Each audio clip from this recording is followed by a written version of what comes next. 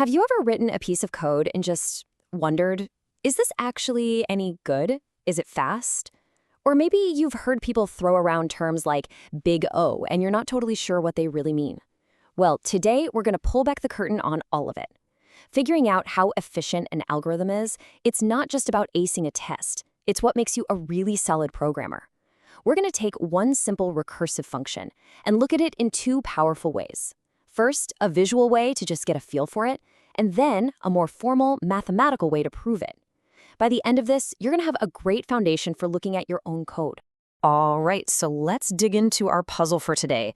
Take a look at this function. It's called test. It's pretty straightforward. It takes a number n, and as long as that number is bigger than 0, it does two things. First, it prints the number. Second, it calls itself, but with a number that's one smaller, n minus 1. This whole idea of a function calling itself, that's recursion. And our big job today is to figure out just how much work this little function has to do as that starting number n gets bigger and bigger. And that right there is the million-dollar question. How do we even measure this work? I mean, if we give it an input of 500, is it going to be 100 times slower than an input of 5? Or is there something more complicated going on? The whole point of algorithm analysis is to find a predictable way to describe this relationship between the size of the input and the time it takes to run. So let's find out. Okay, for our first method, we're not going to do any heavy math. We're just going to use our eyes.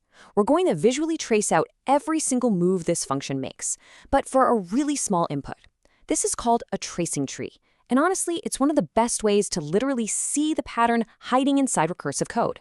So let's try it with an input of n equals 3. First up, test 3 gets called. It checks, is 3 greater than 0? Yep. So it prints 3, and then it calls test 2. Now test 2 is running. It prints 2, then calls test 1. Then, you guessed it, test 1 prints 1 and calls test 0. And finally, test 0 gets called.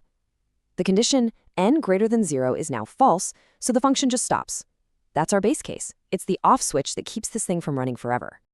So let's step back. What did we just see? For an input of n equals 3, we got 3 print statements. That makes sense.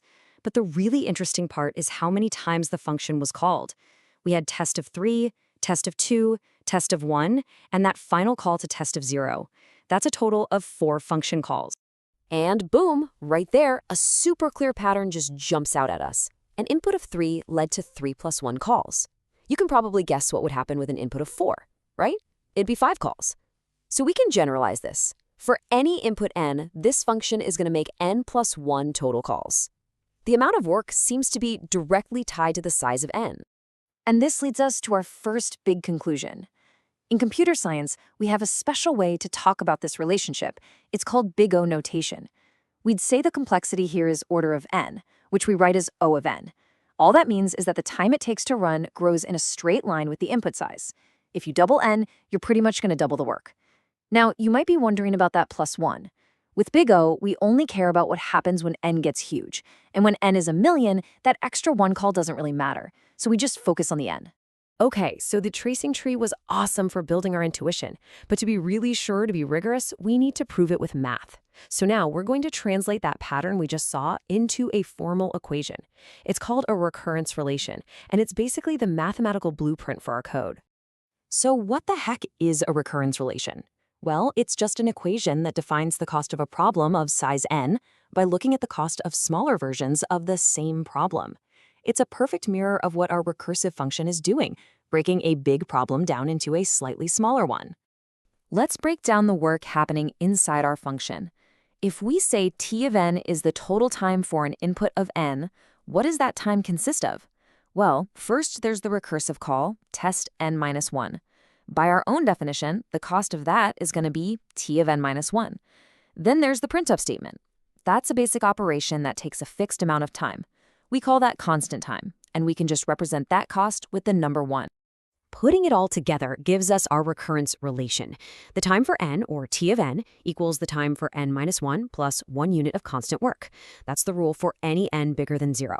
But we also need our base case. When n finally hits 0, the function just does a quick check and stops.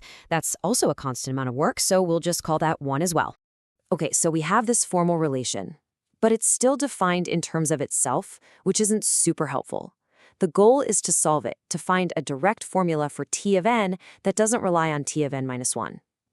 And the cool technique we're going to use to unravel this is called back substitution. We start with the equation we just built. This is our foundation. Now watch what happens as we start to expand it. We know what t of n minus 1 is, right? Based on our own rule, it must be equal to t of n minus 2 plus 1. So let's just substitute that back into our main equation. We replace t of n minus 1, and after we clean it up, we get that t of n equals t of n minus 2 plus 2. Interesting. Let's just do it one more time to be absolutely sure we see a pattern. We can expand t of n minus 2 into t of n minus 3 plus 1. We substitute that in, and our equation now becomes t of n equals t of n minus 3 plus 3. Okay, stop and look at that. Are you seeing what I'm seeing? After 2 steps, we got t of n minus 2 plus 2. After 3 steps, t of n minus 3 plus 3. It seems like whatever number is being subtracted inside the t is the same number being added on the outside. So after some general number of k steps, what do you think the equation is going to look like? You got it. The generalized formula after k substitutions is t of n equals t of n minus k plus k. This one little equation captures the entire pattern of our expansion. And this is our golden ticket because it lets us jump right to the end of the process. So how do we use this? Well, the whole point of this was to keep going until we hit a value we actually know, which is our base case, t of 0 equals 1. For the term t of n minus k to become t of 0, the part inside the parentheses, n minus k, has to equal 0, and a little bit of simple algebra tells us that's only going to happen when k is exactly equal to n. And now we have our key. We take that generalized formula, t of n equals t of n minus k plus k, and everywhere we see a k, we're going to plug in n. That gives us this equation, t of n equals t of n minus n plus n. And this is the magic moment. Tn minus n is just t0, and we already know that t0 is just 1.